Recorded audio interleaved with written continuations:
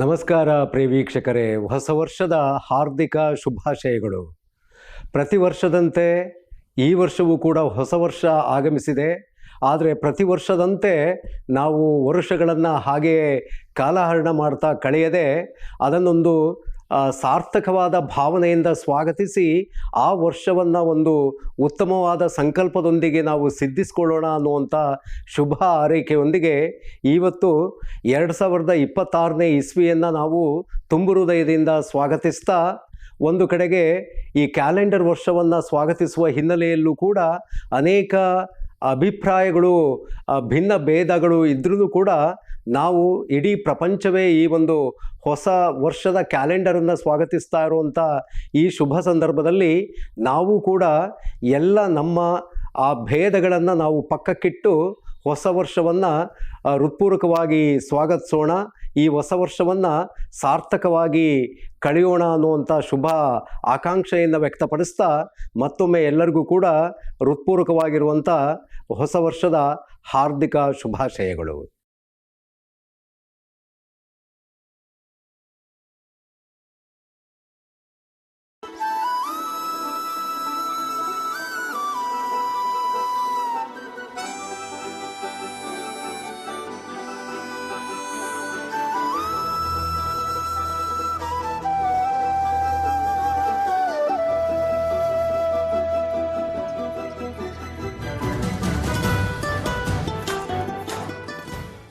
ಆತ್ಮೀಯರೇ, ಈ ಹೊಸ ವರ್ಷವನ್ನು ನಾವು ಶುಭಾರಂಭಗೊಳಿಸುವುದಕ್ಕೋಸ್ಕರ ಒಂದು ಶುಭ ಸಂದೇಶವನ್ನು ನೀಡೋದಕ್ಕಾಗಿ ದಾವಣಗೆರೆ ಜಿಲ್ಲೆಯ ಜಗಳೂರು ತಾಲೂಕಿನ ರಾಜಯೋಗ ಕೇಂದ್ರದ ಬ್ರಹ್ಮಕುಮಾರಿ ರಾಜಯೋಗಿನಿ ಭಾರತಿ ಅಕ್ಕನವರನ್ನು ಆಹ್ವಾನಿಸಿದ್ದೇವೆ. ಭಾರತಿ ಅಕ್ಕನವರು 1991ರಲ್ಲಿ ಬ್ರಹ್ಮಬಾಬನ ಒಂದು ಸೇವೆಯಲ್ಲಿ ತಮ್ಮನ್ನು ಸಮರ್ಪಿಸಿಕೊಂಡು ಆ ಮೂಲಕ ಆತ್ಮಜ್ಞಾನವನ್ನು ನೀಡುತ್ತಾ ಅವರು ರಾಜ್ಯದ ಅನೇಕ ಸ್ಥಳಗಳಲ್ಲಿ ಸಂಚರಿಸ್ತಾ ಆತ್ಮಜ್ಞಾನದ ಪ್ರಸಾರವನ್ನು ಕೈಗೊಂಡಿದ್ದಾರೆ. ಅಂತೆಯೇ 2025ರ ದಾವಣಗೆರೆ ಜಿಲ್ಲಾ ಕನ್ನಡ ಸಾಹಿತ್ಯ ಸಮ್ಮೇಳನದಲ್ಲಿ ಅವರಿಗೆ ಸಾಧಕ ಪ್ರಶಸ್ತಿಯನ್ನು ನೀಡುವುದರ ಮೂಲಕ ಗೌರವಾರ್ಪಣೆಯನ್ನು ಮಾಡಲಾಗಿದೆ. ಇಂತಹ ವಿಶೇಷ ಆತ್ಮೋದ್ಧಾರಿಣಿ ಅಕ್ಕನವರಾಗಿರುವಂಥ ಬ್ರಹ್ಮಕುಮಾರಿ ರಾಜಯೋಗಿನಿ ಭಾರತಿ ಅಕ್ಕನವರು ಇವತ್ತು ಕಾವ್ಯಧಾರೆ ಮೂಲಕ ಹೊಸ ವರ್ಷದ ಸಂದೇಶವನ್ನು ನೀಡುವುದಕ್ಕೆ ಆಗಮಿಸಿದ್ದಾರೆ. ಅವ್ರಿಗೂ ಕೂಡ ಈ ಹೊಸ ವರ್ಷದ ಹಾರ್ದಿಕ ಶುಭಾಶಯಗಳನ್ನು ಅರ್ಪಿಸ್ತಾ ತಮ್ಮೆಲ್ಲರ ಪರವಾಗಿ ಸ್ಟುಡಿಯೋಗೆ ಅವರಿಗೆ ಹೃತ್ಪೂರ್ವಕವಾದಂಥ ಸ್ವಾಗತವನ್ನು ಕೋರ್ತಾ ಇದ್ದೇನೆ. ಅಂತೆಯೇ ಈ ಹೊಸ ವರ್ಷವನ್ನು ಶುಭಾರಂಭಗೊಳಿಸುವುದಕ್ಕಾಗಿ ಸುಮಧುರ ಭಾವಗೀತೆಗಳನ್ನು ಹಾಡಲಿಕ್ಕಾಗಿ ನಮ್ಮ ದಾವಣಗೆರೆಯ ನಾಟ್ಯ ಭಾರತಿ ಸಂಗೀತ ಶಾಲೆಯ ಶ್ರೀಮತಿ ವಿದೂಷಿ ರಜನಿ ಕುಲಕರ್ಣಿಯವರು ಆಗಮಿಸಿದ್ದಾರೆ. ದಾವಣಗೆರೆ ಸೇರಿದಂತೆ ಅನೇಕ ಸ್ಥಳಗಳಲ್ಲಿ ಅವರು ತಮ್ಮ ಮಧುರವಾದ ಕಂಠದಿಂದ ಗುರುತಿಸಿಕೊಂಡಿರ್ತಕ್ಕಂಥವರು ಮತ್ತು ಕರ್ನಾಟಕ ರಾಜ್ಯಾದ್ಯಂತ ಅವರ ನಾಟ್ಯ ಭಾರತಿ ಅನೇಕ ಪ್ರತಿಭೆಗಳಿಗೆ ವೇದಿಕೆಯನ್ನು ಒದಗಿಸುವುದರ ಮೂಲಕ ಅವರು ಪ್ರತಿಭೆಗಳ ಒಂದು ಬೆಳವಣಿಗೆಗೆ ಕಾರಣ ಆಗಿರುವಂಥ ವಿದೂಷಿ ಶ್ರೀಮತಿ ರಜನಿ ಕುಲಕರ್ಣಿ ಅವರು ಇವತ್ತು ಉತ್ತಮವಾದ ಮಧುರವಾದ ಭಾವಗೀತೆಗಳನ್ನು ಹಾಡುವುದರ ಮೂಲಕ ಈ ಹೊಸ ವರ್ಷಕ್ಕೆ ಶುಭಾರಂಭವನ್ನು ನೀಡ್ತಾ ಇದ್ದಾರೆ. ಅವ್ರಿಗೂ ಕೂಡ ಹೃತ್ಪೂರ್ವಕವಾದಂತಹ ಸ್ವಾಗತದೊಂದಿಗೆ ಹೊಸ ವರ್ಷದ ಹಾರ್ದಿಕ ಶುಭಾಶಯಗಳು. ಅಕ್ಕರೆ, ತಮಗೆ ಈ ಕಾವ್ಯಧಾರೆ ಕಾರ್ಯಕ್ರಮಕ್ಕೆ ವಿಶೇಷವಾದ ಸ್ವಾಗತವನ್ನು ಮತ್ತೊಮ್ಮೆ ಕೋರ್ತಾ ತಮ್ಮ ಪ್ರಕಾರ ಹೊಸ ವರ್ಷ ಅಂದರೆ ಏನು ಅನ್ನೋದನ್ನು ತಿಳಿಸ್ಕೊಡಿ ಅಕ್ಕರೆ. ನಮಸ್ಕಾರ, ಓಂ ಶಾಂತಿ. ತಮ್ಮೆಲ್ಲರಿಗೂ ಮತ್ತೊಮ್ಮೆ ಹೊಸ ವರ್ಷದ ಹಾರ್ದಿಕ ಶುಭಾಶಯಗಳು. ಆತ್ಮೀಯರೇ, ಎಲ್ಲರೂ ಕೂಡ ಈ ಸಮಯದಲ್ಲಿ ಹೊಸ ವರ್ಷವನ್ನು ಸಂಭ್ರಮದಿಂದ ಆಚರಣೆ ಮಾಡೋದಕ್ಕೋಸ್ಕರ ಸಿದ್ಧತೆಗಳಲ್ಲಿ ತೊಡಗಿದ್ದಾರೆ, ಯೋಜನೆಗಳನ್ನು ಮಾಡಿಕೊಂಡಿದ್ದಾರೆ, ಯೋಚನೆಗಳಲ್ಲಿ ಕೂಡ ತುಂಬಿದ್ದಾರೆ. ಹೊಸ ವರ್ಷ ಎನ್ನುವಂಥ ಪ್ರಕ್ರಿಯೆ ಏನಿದೆ ಇದು ಸಮಯವನ್ನು ಸೂಚಿಸುತ್ತೆ. ನಾವು ಬಹಳಷ್ಟು ಸಮಯಗಳಿಂದ ಪ್ರತಿಯೊಂದನ್ನು ಹೇಗೆ ನಾವು ಅಳತೆಗೋಲನ್ನು ಮಾಡ್ತೇವೆ, ನೀರನ್ನು ಲೀಟರ್ನಲ್ಲಿ, ವಸ್ತುಗಳನ್ನು ಕಿಲೋ ಲೆಕ್ಕದಲ್ಲಿ ಒಂದು ಮಾಪನವನ್ನು ಮಾಡ್ತೇವೆ. ಹಾಗೆ ಸಮಯದ ಮಾಪನ ಈ ತಿಂಗಳು, ಮಾಸ, ವರುಷ ಹೀಗೆ ಹೇಳ್ತಾ ಬಂದಿದ್ದೇವೆ. ವಾಸ್ತವಿಕವಾಗಿ ಸಮಯಕ್ಕೆ ಯಾವುದೇ ರೀತಿಯ ಕಟ್ಟಳೆಗಳಿಲ್ಲ, ಅದಕ್ಕೆ ಸೀಮಿತವಾದಂಥ ವ್ಯಾಪ್ತಿ ಇಲ್ಲ. ನೋಡಿ, ಇವತ್ತು ನಾವು ಇಲ್ಲಿ ಹೊಸ ವರ್ಷ ಆಚರಣೆ ಮಾಡ್ತೇವೆ ಈ ಮಾಸದಲ್ಲಿ, ಇನ್ನೊಂದು ಕಡೆಯಲ್ಲಿ ಬೇರೆ ತಿಂಗಳಲ್ಲಿ ಇರುತ್ತೆ, ಅಥವಾ ಕ್ಯಾಲೆಂಡರ್ಗಳಲ್ಲಿ ಕೂಡ ಬಹಳಷ್ಟು ಪ್ರಕಾರಗಳಿದೆ. ಶಾಲಿವಾನ ಶಕೆ, ಹಿಜರಿ ಶಕೆ, ಆಮೇಲೆ ಯುಗಾದಿ ಅಂಥೇಳಿ, ಹೀಗೆ ಋತುಗಳ ಆಧಾರದ ಮೇಲೆ ಹೊಸ ವರ್ಷಗಳನ್ನು ಆಚರಣೆನ ಮಾಡ್ತೇವೆ. ಈ ಆಚರಣೆಗಳ ಹಿಂದೆ ಇರುವಂತಹ ಒಂದು ಮುಖ್ಯ ಕಾರಣ, ನಮ್ಮ ಜೀವನದ ನಿರಂತರ ಏನು ನಡೀತಾ ಇದೆ ಅದರಲ್ಲೊಂದು ಹೊಸತನವನ್ನು ತುಂಬಿಕೊಳ್ಳುವುದಕ್ಕೆ ನಾವೆಲ್ಲರೂ ಕೂಡ ರೂಢಿಸಿಕೊಂಡಂಥ ಒಂದು ಸಂಭ್ರಮಾಚರಣೆ. ಇವತ್ತು ನಾವು ಬಳಸ್ತಾ ಇರುವಂತಹ ವಿಶ್ವವ್ಯಾಪಿಯಾಗಿ ಏನು ಕ್ಯಾಲೆಂಡರ್ ಬಳಸ್ತಾ ಇದ್ದೇವೆ, ಈ ಕ್ಯಾಲೆಂಡರ್ ಗ್ರೆಗೇರಿಯನ್ ಕ್ಯಾಲೆಂಡರ್ ಅಂತ ಹೇಳಲಾಗತ್ತೆ. ಈಜಿಪ್ತಿನ ಒಬ್ಬ ರಾಜ ಗ್ರೆಗೇರಿಯನ್ ಎನ್ನುವಂಥವರು ಹಲವಾರು ಕ್ಯಾಲೆಂಡರ್ಗಳನ್ನೆಲ್ಲ ಗಮನಿಸಿ ಒಂದು ಕ್ಯಾಲೆಂಡರನ್ನು ಅವರು ಕಾರ್ಯರೂಪದಲ್ಲಿ ತರ್ತಾರೆ. ಅದು ಇವತ್ತು ವಿಶ್ವವ್ಯಾಪಿಯಾಗಿ ಎಲ್ಲರೂ ಅದನ್ನು ನಾವು ಬಳಸ್ತಾ ಇದ್ದೀವಿ. ಜನವರಿ 1ರಿಂದ ಹೊಸ ವರ್ಷ ಎನ್ನುವಂಥ ವಾಡಿಕೆಯನ್ನು ರೂಢಿಸ್ಕೊಂಡು ಬಂದಿದ್ದೇವೆ. ಇದು ಸುಮಾರು 600 ವರ್ಷಗಳ ಹಿಂದಿನಿಂದ ಈ ಪ್ರಕ್ರಿಯೆ ಆರಂಭ ಆಗಿದೆ.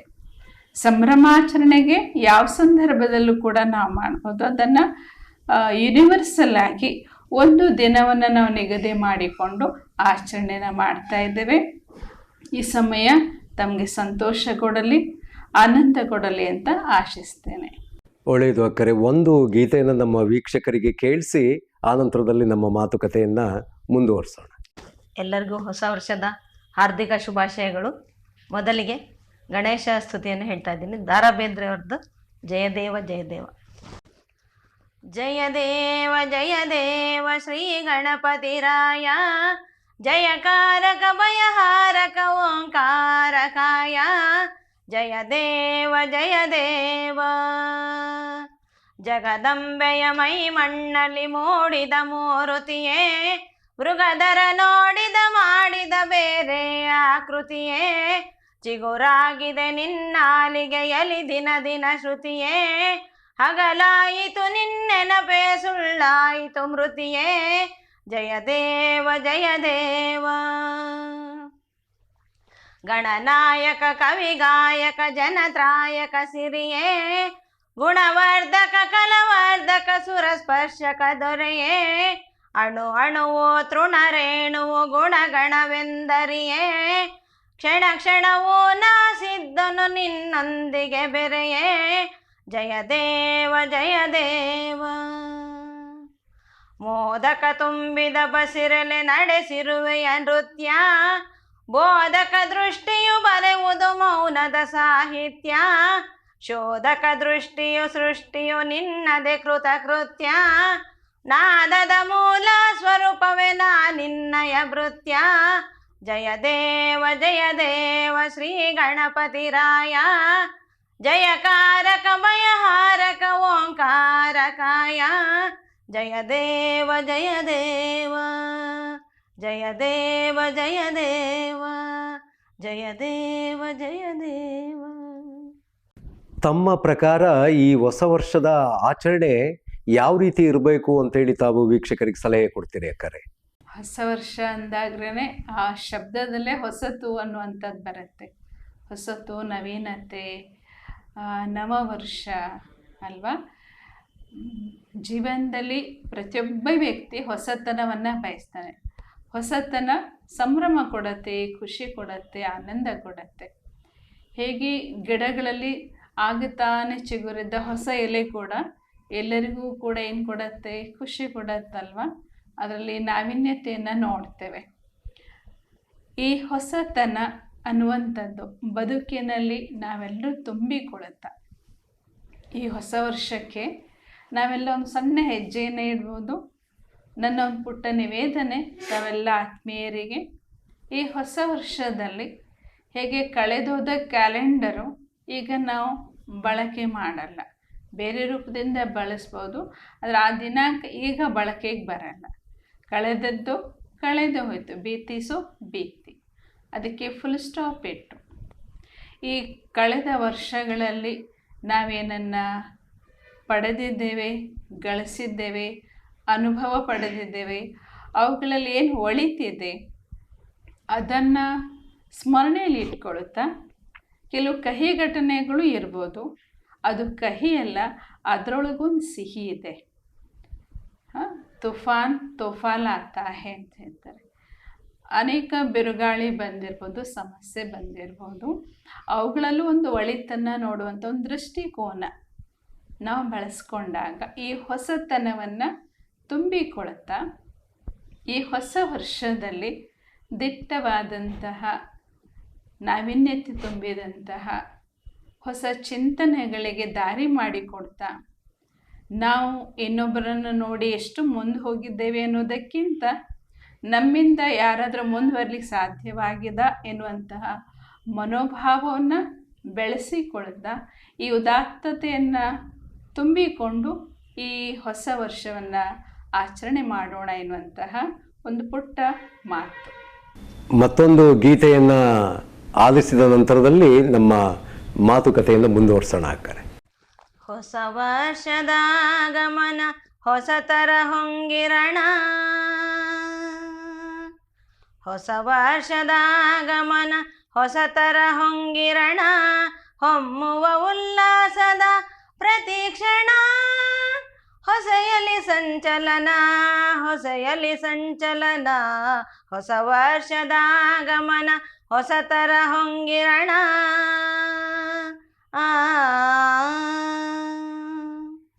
ಕನಸಿನ ಸಮ್ಮಿಲನ ಆಸೆಯ ನವ ಕಿರಣ, ಕನಸಿನ ಸಮ್ಮಿಲನ ಆಸೆಯ ನವ ಕಿರಣ, ನೋವ ಮರೆಯುತ್ತ ನಗುವ ಹಂಚುವ, ನೋವ ಮರೆಯುತ್ತ ನಗುವ ಹಂಚುವ, ತುಂಬುತ ನವಚೇತನ ತುಂಬುತ ನವಚೇತನ, ತುಂಬುತ ನವಚೇತನ ತುಂಬುತ ನವಚೇತನ, ಹೊಸ ವರ್ಷದ ಆಗಮನ ಹೊಸತರ ಹೊಂಗಿರಣ. ಸಡಗರ ಸಲ್ಲಾಪನ ಬದುಕಿನ ಪರಿಭ್ರಮಣ, ಸಡಗರ ಸಲ್ಲಾಪನ ಬದುಕಿನ ಪರಿಭ್ರಮಣ, ಹೊಸ ವರ್ಷದಲ್ಲಿ ಹೊಸ ಭಾವದಲ್ಲಿ, ಹೊಸ ವರ್ಷದಲ್ಲಿ ಹೊಸ ಭಾವದಲ್ಲಿ, ಬಯಸುವ ನವ ಜೀವನ ಬಯಸುವ ನವ ಜೀವನ, ಬಯಸುವ ನವ ಜೀವನ ಬಯಸುವ ನವ ಜೀವನ, ಹೊಸ ವರ್ಷದ ಆಗಮನ ಹೊಸತರ ಹೊಂಗಿರಣ, ಹೊಮ್ಮುವ ಉಲ್ಲಾಸದ ಪ್ರತಿಕ್ಷಣ, ಹೊಸೆಯಲಿ ಸಂಚಲನ ಹೊಸೆಯಲಿ ಸಂಚಲನ, ಹೊಸೆಯಲಿ ಸಂಚಲನ ಹೊಸೆಯಲಿ ಸಂಚಲನ.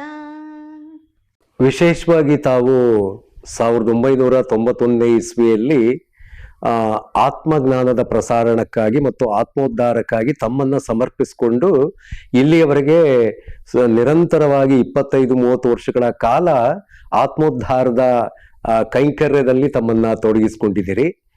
ಈ ಒಂದು ಹೊಸ ವರ್ಷದ ಸಂದರ್ಭದಲ್ಲಿ ತಮ್ಮ ಜಗಳೂರು ರಾಜಯೋಗ ಕೇಂದ್ರದ ಮೂಲಕ ಇನ್ನಷ್ಟು ಆತ್ಮಗಳನ್ನು ತಲುಪುವ ನಿಟ್ಟಿನಲ್ಲಿ ತಾವು ಏನಾದರೂ ಕೂಡ ಹೊಸ ಕಾರ್ಯಯೋಜನೆಗಳನ್ನು ಹಮ್ಮಿಕೊಂಡಿದ್ದೀರಾ? ಅದ್ರ ಕುರಿತು ಒಂದಷ್ಟು ಹೇಳಿ ಅಕ್ಕರೆ. ಈ ಹೊಸ ವರ್ಷದ ಸಮಯದಲ್ಲಿ ಪರಮಾತ್ಮನು ನೀಡಿದಂತಹ ಸೇವಾ ಕ್ಷೇತ್ರ ಜಗಳೂರಿನಲ್ಲಿ ವರ್ತಮಾನ ಸಮಯದಲ್ಲಿ ಸೇವೆಯನ್ನು ಕೊಡ್ತಾ ಇದ್ದೇವೆ.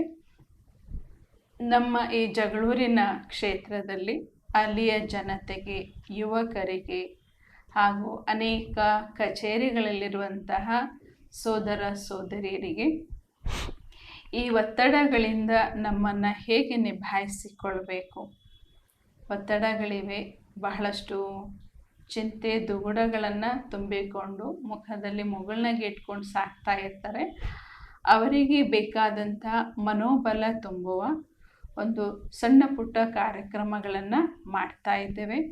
ಯುವಕರಲ್ಲಿ ಆತ್ಮಸ್ಥೈರ್ಯವನ್ನು ಅಥವಾ ವಿಲ್ ಪವರ್, ಸೆಲ್ಫ್ ಕಾನ್ಫಿಡೆನ್ಸ್ ಏನು ಹೇಳ್ತೇವೆ ಅದನ್ನು ಬೆಳೆಸಿಕೊಳ್ಳೋದಕ್ಕೆ ಅವರಲ್ಲಿ ಧ್ಯಾನವನ್ನು ಕಲಿಸುವಂತಹ ನಿಶುಲ್ಕವಾಗಿ ಶಾಲಾ ಕಾಲೇಜುಗಳಿಗೆ ಹೋಗಿ ತಿಳಿಸ್ಕೊಡುವಂಥ ಯೋಜನೆಗಳಿದೆ.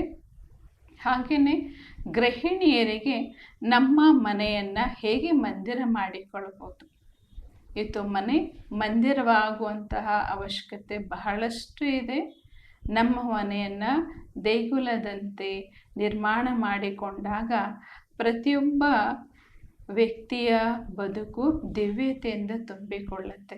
ಅದಕ್ಕಾಗಿ ವಿಶೇಷವಾಗಿ ನಮ್ಮಲ್ಲಿ ತರಬೇತಿ ಕೂಡ ಇದೆ, ಮಾರ್ಗದರ್ಶನ ಸಹ ಇದೆ. ಅವುಗಳನ್ನು ಮಹಿಳಾ ಗೃಹಿಣಿಯರಿಗೆ ಇದನ್ನು ಕಲಿಸಿಕೊಡ್ತೇವೆ, ತಿಳಿಸುವಂಥ ಯೋಚನೆ ಇದೆ. ಹಾಗೆ ಕಚೇರಿಯಲ್ಲಿ ಕೆಲಸ ಮಾಡುವಂಥ ಸೋದರರಿಗೆ ದಿನನಿತ್ಯದ ಕಾರ್ಯ ಒತ್ತಡಗಳ ನಡುವೆ ನಮ್ಮನ್ನು ಹೇಗೆ ನಮ್ಮ ಮನಸ್ಥಿತಿಯನ್ನು ಕಾಪಾಡಿಕೊಳ್ಬೇಕು. ಮನಸ್ಥಿತಿ ಉತ್ತಮವಾಗಿದ್ದಾಗ ದೇಹದ ಆರೋಗ್ಯ ಸ್ಥಿತಿ ಕೂಡ ಉತ್ತಮವಾಗಿರುತ್ತೆ ಅಲ್ವಾ. ಇದು ಬಹಳ ಅವಶ್ಯಕತೆ ಇದೆ. ಅದಕ್ಕಾಗಿ ಅವರಿಗೂ ಕೂಡ ನಾವು ವಿಶೇಷ ಕಾರ್ಯಕ್ರಮಗಳನ್ನು ಹಮ್ಮಿಕೊಂಡಿದ್ದೇವೆ. ಹಾಗೆ ಈ ಸಮಯದಲ್ಲಿ ಒಂದು ಸಣ್ಣ ನನ್ನ ಮನದಾಳದ ಮಾತನ್ನು ನಿಮ್ಗೆ ಹೇಳಲಿಕ್ಕೆ ಅಪೇಕ್ಷೆ ಪಡ್ತೇನೆ. ಹೊಸ ವರ್ಷದ ಮೊದಲನೆಯ ದಿನ ತಾವೆಲ್ಲರೂ ಸಹ ನಿಮ್ಮ ಮನೆಯಲ್ಲಿ ಎಲ್ಲ ಕುಟುಂಬದ ಸದಸ್ಯರ ಜೊತೆಗೂಡಿ ಕೂತಿರ್ತೀರ. ಅದು ಬೆಳಗಿನ ಸಮಯ ಅಥವಾ ಮುಸ್ಸಂಜೆಯ ಸಮಯವಾಗಿರ್ಬೋದು. ಇದಕ್ಕಾಗಿ ನೀವು ಕೊಡಬೇಕಾದ ಸಮಯ ಒಂದು 5 ರಿಂದ 10 ನಿಮಿಷ ಎಲ್ಲರೂ ಒಟ್ಟಾಗಿ ಕುಳಿತು ನೀವು 21 ಬಾರಿ ಏಕಕಂಠದಿಂದ ಓಂಕಾರವನ್ನು ಉಚ್ಚಾರ ಮಾಡ್ತಾ ನೀವು ಈ ಹಬ್ಬವನ್ನು ಆಚರಿಸಿ. ಮಧ್ಯದಲ್ಲಿ ದೀಪವನ್ನು ಬೆಳಗಿಸಿ ನೀವು ಓಂಕಾರ ಹೇಳಿ. ಓಂಕಾರ ನಮ್ಮ ಮನೆಯ ವಾತಾವರಣದ ಶುದ್ಧೀಕರಣವನ್ನು ಮಾಡುತ್ತೆ. ಓಂ ಧ್ವನಿಯಲ್ಲಿರುವಂಥ ಪ್ರಕಂಪನೆ ಏನಿದೆ ಅದು ನಮ್ಮ ಮನಸ್ಸಿಗೆ ಶಕ್ತಿಯನ್ನು, ಸಬಲತೆಯನ್ನು ತುಂಬುತ್ತೆ. ಹಾಗೂ ದಿವ್ಯವಾದಂಥ ಪರಮಾತ್ಮನ ಶಕ್ತಿಯ ಅನುಭೂತಿ ಕೂಡ ನಮಗೆ ಸಿಗತ್ತೆ. ಹೀಗೆ ಹಲವು ಕಾರ್ಯಗಳನ್ನು ನಾವು ಮಾಡ್ತಾ ಇದ್ದೇವೆ. ಹಾಗೂ ಮಂಗಳಮುಖಿಯರಿಗೂ ಸಹ ವಿಶೇಷವಾಗಿ ಅವರಿಗೂ ಸಮಾಜದಲ್ಲಿ ಹೇಗೆ ಗೌರವದಿಂದ ನಾವು ಜೀವಿಸಬಹುದು, ಅವರ ಜೀವನ ಕೂಡ ಸ್ವಾವಲಂಬಿಯಾಗುವಂತೆ ಅಥವಾ ಅವರಿಗೆ ಬೇಕಾದಂಥ ಅವರಲ್ಲಿರೋ ವಿಶೇಷತೆಗಳನ್ನು ಒಳ್ಳೆಯ ರೂಪದಿಂದ ಅದನ್ನು ಹೇಗೆ ಬಳಕೆ ಮಾಡಿಕೊಳ್ಬೇಕು ಎನ್ನುವಂಥ ವಿಚಾರ ಚಿಂತನೆಗಳನ್ನು ತುಂಬಿರುವಂಥ ಕಾರ್ಯಕ್ರಮಗಳನ್ನು ಹಮ್ಮಿಕೊಂಡಿದ್ದೇವೆ. ಮತ್ತೊಂದು ಗೀತೆಯನ್ನು ನಾವು ವೀಕ್ಷಕರಿಗೆ ಕೇಳಿಸಿ ಮತ್ತೆ ಮಾತುಕತೆಯನ್ನು ಮುಂದುವರಿಸೋಣ ಅಕ್ಕರೆ. ಹೂವು ಹೊರಳುವವು ಸೂರ್ಯನ ಕಡೆಗೆ, ನಮ್ಮ ದಾರಿ ಬರಿ ಚಂದ್ರನವರೆಗೆ. ಹೂವು ಹೊರಳುವವು ಸೂರ್ಯನ ಕಡೆಗೆ, ನಮ್ಮ ದಾರಿ ಬರಿ ಚಂದ್ರನವರೆಗೆ. ಇರುಳಿನ ಒಡಲಿಗೆ ದೂರದ ಕಡಲಿಗೆ, ಮುಳುಗಿದಂತೆ ದಿನ ಬೆಳಗಿದಂತೆ ಹೊರ ಬರುವನು ಕೂಸಿನ ಹಾಗೆ. ಹೂವು ಹೊರಳುವವು ಸೂರ್ಯನ ಕಡೆಗೆ, ನಮ್ಮ ದಾರಿ ಬರಿ ಚಂದ್ರನವರೆಗೆ. ಜಗದ ಮೂಸೆಯಲ್ಲಿ ಕರಗಿಸಿ ಬಿಡುವನು ಎಲ್ಲ ಬಗೆಯ ಸರಕು, ಅದಕ್ಕೆ ಅದರ ಗುಣದೋಷಗಳಂಟಿಸಿ ಬಿಡಿಸಿ ಬಿಟ್ಟ ತೊಡಕು. ಹೂವು ಹೊರಳುವವು ಸೂರ್ಯನ ಕಡೆಗೆ, ನಮ್ಮ ದಾರಿ ಬರಿ ಚಂದ್ರನವರೆಗೆ. ಗಿಡದಿಂದು ದುರುವ ಎಲೆಗಳಿಗೂ ಮುದ ಚಿಗುರುವಾಗಲೂ ಒಂದೇ ಹದ. ನೆಲದ ಒಡಲಿನೊಳಗೇನು ನಡೆಯುವುದೋ ಎಲ್ಲಿ ಕುಳಿತಿಹನು ಕಲಾವಿದ. ಹೂವು ಹೊರಳುವವು ಸೂರ್ಯನ ಕಡೆಗೆ, ನಮ್ಮ ದಾರಿ ಬರಿ ಚಂದ್ರನವರೆಗೆ. ಬಿಸಿಲದಗೆಯ ಬಸಿರಿಂದಲೇ ಸುಳಿಯುವುದು ಮೆಲು ತಂಗಾಳಿಯ ಬಳಿಗೆ. ಸಹಿಸಿಕೊಂಡ ಸಂಕಟವನ್ನು ಸೂಸಲು ಬಂದೆ ಬರುವುದಾಗಳಿಗೆ, ಹೂವು ಹೊರಳುವವು ಸೂರ್ಯನ ಕಡೆಗೆ, ನಮ್ಮ ದಾರಿ ಬರಿ ಚಂದ್ರನವರೆಗೆ. ಸಹಜ ನಡೆದರು ಭೂಮಿಯ ಲಯದಲ್ಲಿ ಪದಗಳ ನಿರಿಸಿದ ಹಾಗೆ, ವಿಶ್ವದ ರಚನೆಯ ಹೊಳಹಿನಲ್ಲಿ ಕಂಗೊಳಿಸಿತು ಕವಿತೆಯು ಹೀಗೆ.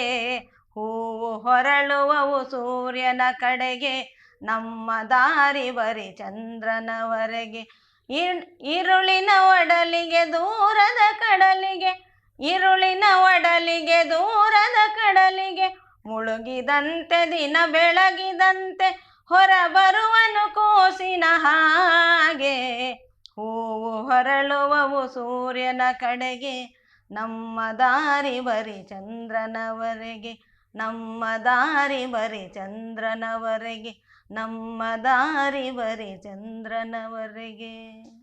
ಪ್ರತಿಯೊಬ್ಬರೂ ಕೂಡ ನಾವು ಮಾತಾಡುವಾಗ ಭಾಷಣದಲ್ಲಿ, ನಮ್ಮ ಮಾತುಕತೆಯಲ್ಲಿ ಈ ಶಾಂತಿ, ಸಮಾಧಾನ, ಪವಿತ್ರತೆ, ಪರಿಶುದ್ಧತೆ, ಸುಖ, ಸಮೃದ್ಧಿ ಈ ಪದಗಳನ್ನು ಬಳಸ್ತಾ ಇರ್ತೇವೆ.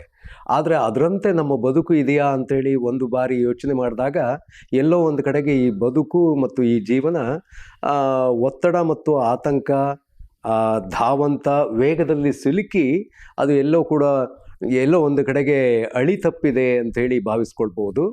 ಆ ಹಿನ್ನೆಲೆಯಲ್ಲಿ ಈ ಒಂದು ಹೊಸ ವರ್ಷದ ಸಂದರ್ಭದಲ್ಲಿ ನಾವು ಯಾವ್ಯಾವ ಸಂಕಲ್ಪಗಳನ್ನು ಮಾಡುವುದರ ಮೂಲಕ ನಮ್ಮ ಈ ಒಂದು ಲೌಕಿಕ ಜೀವನವನ್ನು ಸುಗಮವಾಗಿ ಸಾಗಿಸ್ತಾ ನಮ್ಮ ಆತ್ಮವನ್ನು ಕೂಡ ಹೇಗೆ ಬೆಳಗಿಸ್ಕೊಳ್ಬೋದು ಅನ್ನೋದ್ರ ಕುರಿತು ಒಂದಷ್ಟು ಯಾವ ಸಂಕಲ್ಪಗಳನ್ನು ನಾವು ಆಚರಿಸಿದರೆ, ಅನುಸರಿಸಿದರೆ ಉತ್ತಮ ಅನ್ನೋದ್ರ ಕುರಿತು ಒಂದಷ್ಟು ತಮ್ಮ ಸಲಹೆಗಳನ್ನು ನೀಡಿ ಅಕ್ಕರೆ.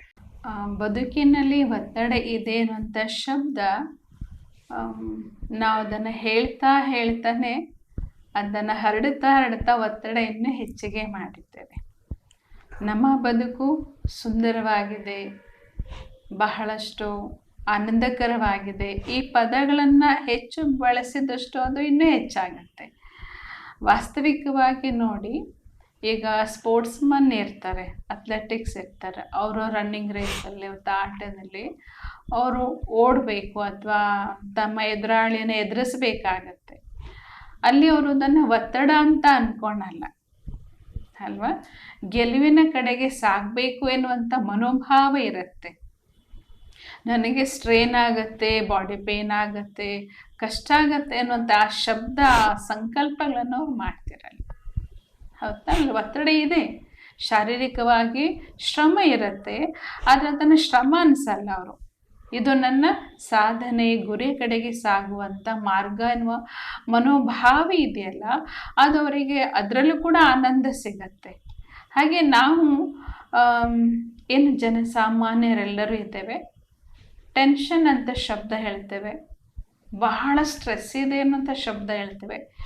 ಹೇಳ್ತಾನೆ ಆ ಅನುಭವನ ಮಾಡ್ತೇನೋ, ಆ ಶಬ್ದ ಕೇಳಿದಾಗ್ಲೇ ಮನಸ್ಸಿಗೆ ಒಂದು ರೀತಿ ಹಾಯ್ ಅನಿಸುತ್ತೆ ಅಲ್ವಾ. ಸಂತೋಷನ ಪದ ಕೇಳಿದಾಗ ತಾವೀಗಾಗಲೇ ಹೇಳಿದರೆ ಬಹಳ ಖುಷಿ ಅನಿಸುತ್ತೆ. ಆ ಒಳ್ಳೆಯ ಶಬ್ದಗಳನ್ನು ನಾವ್ಯಾಕೆ ಪುನಃ ಬಳಸಬಾರ್ದು? ನಾವೀಗ ಎಲ್ಲಾದರೂ ಹೋದರೆ ಒಳ್ಳೆಯ ಸೆಂಟ್ ಹಾಕ್ಕೊಂಡು, ಸುಗಂಧ ಹಾಕ್ಕೊಂಡು ಹೋಗ್ತೇವೆ. ಯಾಕೆಂದರೆ ಅಲ್ಲಿ ಸುವಾಸನೆ ಏನು ಕೊಡುತ್ತೆ, ವಾತಾವರಣ ತಿಳಿಗೊಳಿಸುತ್ತೆ, ಮನಸ್ಸೇತಗೊಳಿಸುತ್ತೆ ಅಂತ. ಇಲ್ಲಿ ನಮ್ಮ ಸಂಕಲ್ಪ ಕೂಡ ಸುಗಂಧದಂತೆ ಕೆಲಸ ಮಾಡುತ್ತೆ. ನಮ್ಮ ಸಂಕಲ್ಪ ಅಥವಾ ನಮ್ಮ ಯೋಚನೆಯನ್ನು ನಾವು ಒಳ್ಳೆಯ ಪದಗಳನ್ನು ಬಳಸಿಕೊಂಡು ಯಾಕೆ ಬಳಸಬಾರ್ದು ಅಲ್ವಾ. ನನ್ನ ಬದುಕು ಚೆನ್ನಾಗಿದೆ, ಆನಂದಮಯವಾಗಿದೆ, ನಾವೆಲ್ಲರೂ ಸುಖವಾಗಿದ್ದೇವೆ, ನಾವೆಲ್ಲರೂ ಕೂಡ ತುಂಬ ಅನನ್ಯವಾಗಿದ್ದೇವೆ. ಈ ಪದನ ನೀವು ಪ್ರತಿದಿನ ಬಳಸ್ರಿ. ಹೇಗಿದ್ದೇವೆ? ತುಂಬ ಚೆನ್ನಾಗಿದ್ದೇವೆ ಅಲ್ವಾ. ಈ ಬದುಕಿನ ಪ್ರಕ್ರಿಯೆಯಲ್ಲಿ ಚಲನಾಶೀಲವಾಗಿ ನಾವು ಸಾಗಬೇಕಾದಾಗ ಶಾರೀರಿಕವಾದ ಶ್ರಮ ಇರುತ್ತೆ. ಆದರೆ ಶ್ರಮ ನಮಗೆ ಶ್ರಮ ಅನಿಸಲ್ಲ. ನಾವು ಸಾಗಬೇಕಾದ ಗುರಿ ಇದೆ ಅಲ್ವಾ. ನಾವು 100 ಕಿಲೋಮೀಟ್ರ್ ದೂರ ಹೋಗಬೇಕಾದ್ರೆ 2 ಹೆಜ್ಜೆ ಹಾಕ್ಕೊಂಡು ಹೋಗಲೇಬೇಕು. ಆ ಹೆಜ್ಜೆ ನಮ್ಮ ಗುರಿ ಸಾಧನೆ ಹೊರತು ಕಷ್ಟ ಅಲ್ಲ. ಹೌದು ತಾನೆ? ಹಾಗೆ ನನ್ನ ಬದುಕನ್ನು ತುಂಬ ಚೆನ್ನಾಗಿದೆ. ಭಗವಂತ ನನಗೆ ಎಷ್ಟು ಒಳ್ಳೆ ಜೀವನ ಕೊಟ್ಟಿದ್ದಾರೆ, ಅವನಿಗೆ ಧನ್ಯವಾದ ಹೇಳಿ. ನನ್ನ ಈ ಬದುಕಿಗೆ ಅನೇಕರ ಸಹಕಾರ ಸಹಯೋಗ ಇದೆ. ಯಾಕೆಂದರೆ ಎಲ್ಲರಿಂದ ನಾವಿದ್ದೇವೆ ನೋಡಿ. ನಮ್ಮ ಮನೆ ಬಾಗಿಲಿಗೆ ಸೊಪ್ಪು ಮಾರೋ ವ್ಯಕ್ತಿ ಬರ್ತಾನೆ, ತರಕಾರಿ ಮಾಡುವ ಮಹಿಳೆ ಬರ್ತಾಳೆ, ಅವರ ಸಪೋರ್ಟ್ ಕೂಡ ಇದೆ ಅಲ್ವಾ ನಮಗೆ. ಅವರು ಇರೋದಕ್ಕೋಸ್ಕರ ಒಳ್ಳೆ ಸ್ವಾದಿಷ್ಟಕರವಾದ ಊಟ ಮಾಡ್ತೇವೆ, ನಾವೆಲ್ಲ ಹಂಚಿ ಊಟ ಮಾಡ್ತೇವೆ. ಎಲ್ಲರ ಸಹಯೋಗನೂ ನಮಗಿದೆ, ಎಲ್ಲರ ಸಹಕಾರ ನಮಗಿದೆ, ನಾವೆಲ್ಲರೊಟ್ಟಿಗೆ ತುಂಬ ಚೆನ್ನಾಗಿದ್ದೇವೆ. ಈ ಸಂಕಲ್ಪವನ್ನು ನೀವು ಮಾಡೋದನ್ನು ಶುರು ಮಾಡಿ. ನಮಗೆ ಹಿರಿಯರು ಹೇಳ್ಕೊಟ್ಟಿದ್ದಾರೆ, ಸರ್ವೇ ಜನ ಸುಖಿನೋ ಭವಂತು ಅಲ್ವಾ, ವಸುಧೈವ ಕುಟುಂಬಕಂ. ಈ ಪದದ ಹಿಂದೆ ಬಹಳ ಪಾಸಿಟಿವ್ ಆದಂಥ ಶಕ್ತಿಶಾಲಿ ಎನರ್ಜಿ ಇದೆ. ನಾವು ನೆಗೆಟಿವ್ ಎನರ್ಜಿಯನ್ನು ಹರಡದ ಹಾಗೆ ಮಾಡಿಕೊಳ್ಳೋದು ನಾವೇನೆ ಅಲ್ವಾ. ಅದನ್ನು ಪಸರಿಸುವ ಬದಲಾಗಿ ಅಲ್ಲಿ ಒಳ್ಳೆಯದನ್ನು ಬಳಸ್ತಾ ಹೋಗಿ. ನಮ್ಮ ಮನೆ ಹೇಗಿದೆ ಮಂದಿರ, ನಮ್ಮ ಕುಟುಂಬ ಹೇಗಿದೆ ಸ್ವರ್ಗ, ನಮ್ಮ ಪರಿವಾರ ಹೇಗಿದೆ ಅಂದರೆ ಅದು ನಂದನವನ. ಈ ಶಬ್ದವನ್ನು ಹೇಳ್ತಾ ಅದನ್ನು ಅನುಭವ ಮಾಡಿ ಈ ಕೆಲಸವನ್ನು ಮಾಡ್ತಾ ಮಾಡ್ತಾ ನಮ್ಮನೆ ವಾತಾವರಣನೇ ಭಾಳ ಚೆಂದ ಆಗುತ್ತೆ. ಈ ಸಮಯದಲ್ಲಿ ನಿಮಗೆ ಒಂದು ಸಣ್ಣ ಸಲಹೆ ಏನು ಅಂದರೆ, ಬೆಳಿಗ್ಗೆ ಎದ್ದಾಗ ಒಮ್ಮೆ ಈ ಧರಣಿಗೆ, ಈ ಭೂಮಿಗೆ ಧನ್ಯವಾದ ಹೇಳಿ. ಪ್ರಕೃತಿಗೆ ಧನ್ಯವಾದ ಹೇಳಿ. ನಮಗೆಲ್ಲರಿಗೂ ಸಹ ಪಾಲಿಸುವಂತಹ, ಪೋಷಿಸುವಂತಹ, ಮಾರ್ಗದರ್ಶನ ಕೊಡುವಂತಹ, ಶಕ್ತಿ ಕೊಡುವಂತಹ ಶಕ್ತಿ ದಾತನಿದ್ದಾನೆ, ಭಾಗ್ಯ ವಿಧಾತನಿದ್ದಾನೆ, ಸರ್ವೋಚ್ಚ ಭಗವಂತನಿದ್ದಾನೆ. ಅವನಿಗೊಮ್ಮೆ ಮನಸ್ಸಿನಿಂದ ಧನ್ಯವಾದ ಹೇಳಿ. ನಾನೊಂದು ದಿವ್ಯವಾದ ಶಕ್ತಿ ಇದ್ದೇನೆ, ನಿಮಗೆ ನೀವೇ ಅಪ್ರಿಷಿಯೇಟ್ ಮಾಡಿ. ನಾನು ಗೆಲುವನ್ನು ಪಡೆಯುತ್ತಿದ್ದೇನೆ, ಯಶಸ್ಸು ನನ್ನ ಜನ್ಮಸಿದ್ಧ ಅಧಿಕಾರ. ಈ ಪದವನ್ನು ನೀವು ಹೇಳಿ, ನಿಮ್ಮ ಪಾಲಿಗೆ ನೀವು ಹೇಳಿ. ನಾನು ಎಲ್ಲಿ ಹೆಜ್ಜೆ ಇಡ್ತಾ ಇದ್ದೇನೆ ಅದು ಒಳ್ಳೆಯ ರೂಪದ ಹೆಜ್ಜೆಯಾಗಿರುತ್ತೆ. ಆ ಹೆಜ್ಜೆಯಲ್ಲಿ ಯಶಸ್ಸು ಇದೆ, ಗೆಲುವು ಇದೆ, ಏಕೆಂದರೆ ಭಗವಂತನ ಅನುಗ್ರಹ ನನ್ನ ಮೇಲಿದೆ.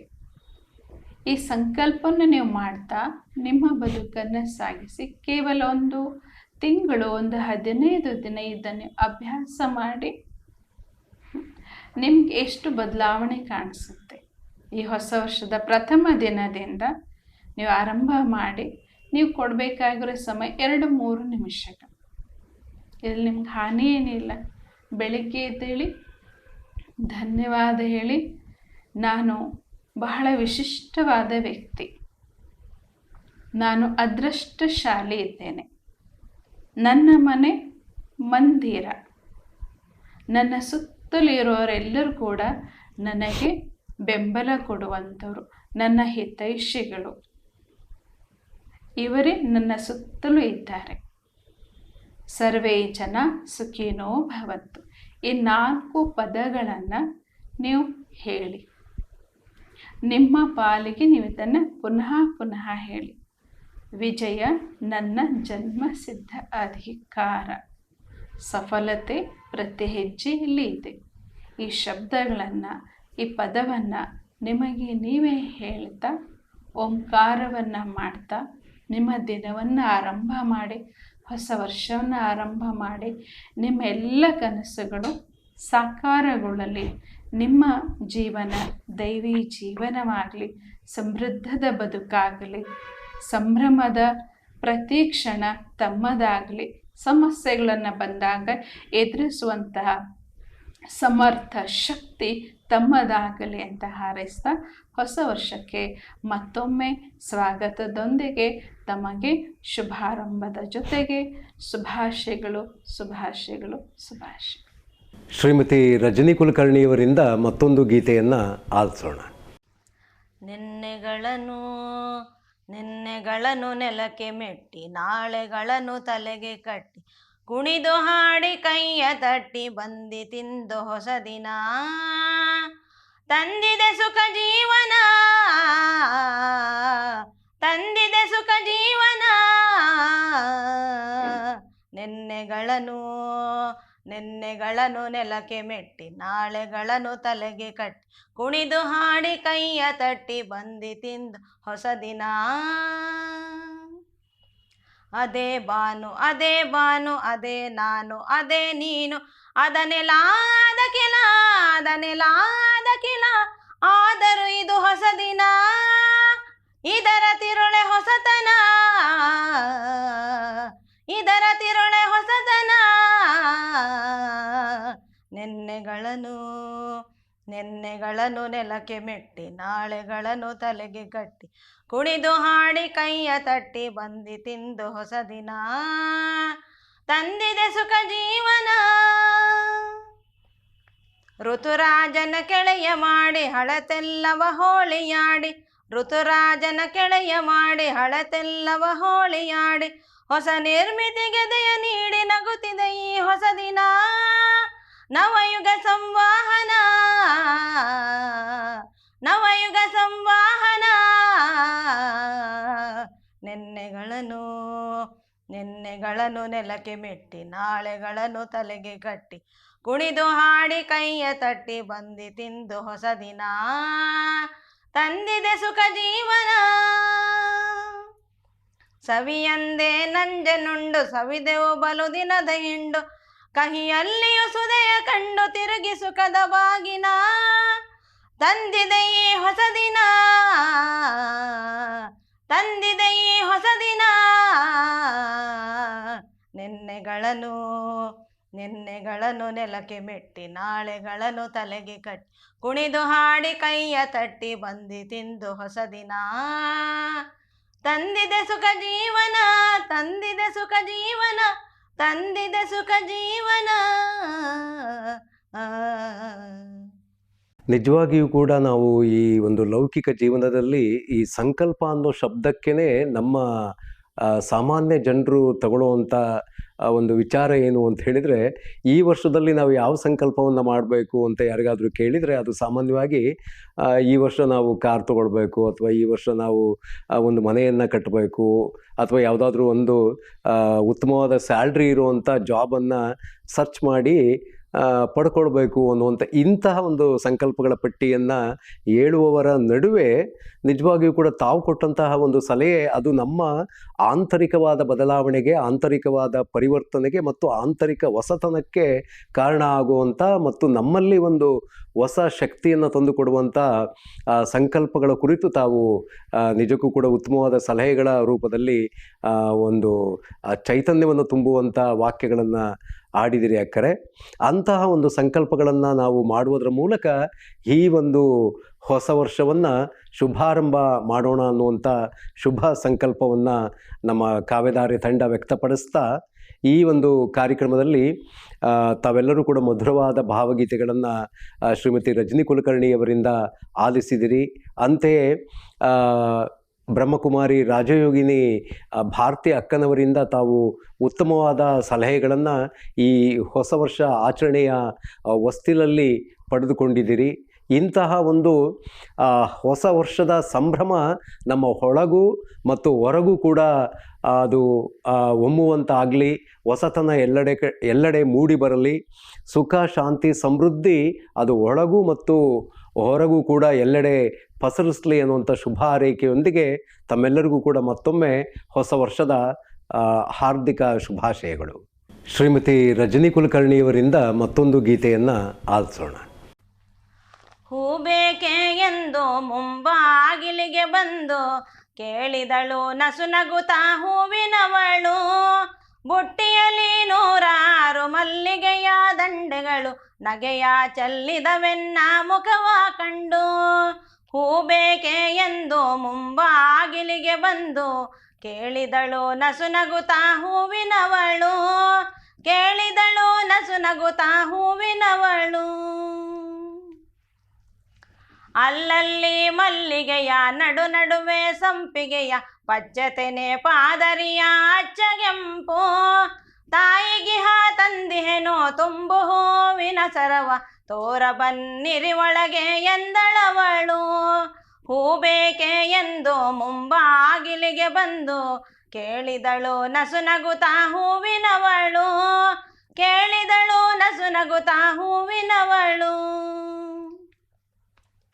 ಬುಟ್ಟಿಯಲ್ಲಿ ಹೂವಿತ್ತು, ತೊಟ್ಟಿಲಲ್ಲಿ ಮಗುವಿತ್ತು, ಬೆಟ್ಟ ಸೀಮೆಯ ಸುಖದ ತೌರಿನಲ್ಲಿ. ಗುಟ್ಟನರೀತೆನು ಎಂಬ ಭಾವದೊಳೆ ನಗುವಿತ್ತು, ದಿಟ್ಟ ಹುಡುಗಿಯ ತುಂಟ ಕಣ್ಣಿನಲ್ಲಿ. ಹೂ ಬೇಕೆ ಎಂದು ಮುಂಬಾಗಿಲಿಗೆ ಬಂದು ಕೇಳಿದಳು ನಸುನಗುತ್ತಾ ಹೂವಿನವಳು, ಕೇಳಿದಳು ನಸುನಗುತ್ತಾ ಹೂವಿನವಳು. ಹೂವೆಲ್ಲ ನೋಡಿದವು ಹಂಬಲಿನ ಕಣ್ತೆರೆದು, ಮನದೊಳಗೆ ಕೂಡಿದವು ಬೇವು ಬೆಲ್ಲ. ಮಾಲೆಯಲ್ಲಿ ನಾನೊಂದು ಹೂವಾಗಿ ನೋಡಿದೆನು, ಮನೆಯೊಳಗೆ ಹೂ ಮುಡಿವ ಮಡದಿಯಿಲ್ಲ. ಹೂ ಬೇಕೆ ಎಂದು ಮುಂಬಾಗಿಲಿಗೆ ಬಂದು ಕೇಳಿದಳು ನಸುನಗುತ್ತಾ ಹೂವಿನವಳು. ಬುಟ್ಟಿಯಲ್ಲಿ 106 ಮಲ್ಲಿಗೆಯ ದಂಡೆಗಳು, ನಗೆಯ ಚೆಲ್ಲಿದವೆನ್ನ ಮುಖವ ಕಂಡು, ನಗೆಯ ಚೆಲ್ಲಿದವೆನ್ನ ಮುಖವ ಕಂಡು, ನಗೆಯ ಚೆಲ್ಲಿದವೆನ್ನ ಮುಖವ ಕಂಡು.